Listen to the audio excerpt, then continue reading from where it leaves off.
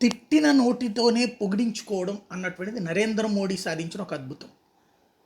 ఎవరైతే గతంలో తీవ్రాతి తీవ్రంగా ఒక రకంగా చెప్పాలంటే లాస్ట్ ఎలక్షన్స్ ముందు దారుణాతి దారుణ పదజాలంతో అవమానించబడిన వ్యక్తి, అదే మనిషి ఈ రోజున తనను పొగుడుతూ ఉంటే వచ్చేటటువంటి కిక్ ఏంటి అన్నది చూశారనమాట.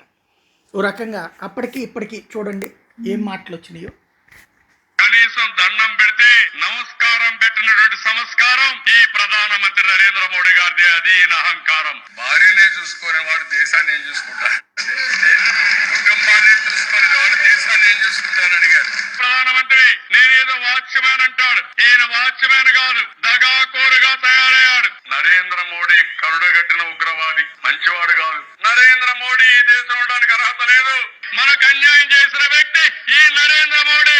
ఆంధ్రప్రదేశ్ రాష్ట్రంలో బీజేపీ లేదు, మనతో పొత్తు పెట్టుకున్నా గెలిచారు. వాళ్ళతో పొత్తు పెట్టుకోకపోతే ఇంకో 5 సీట్లు ఎక్కువ వచ్చేటి మనకు.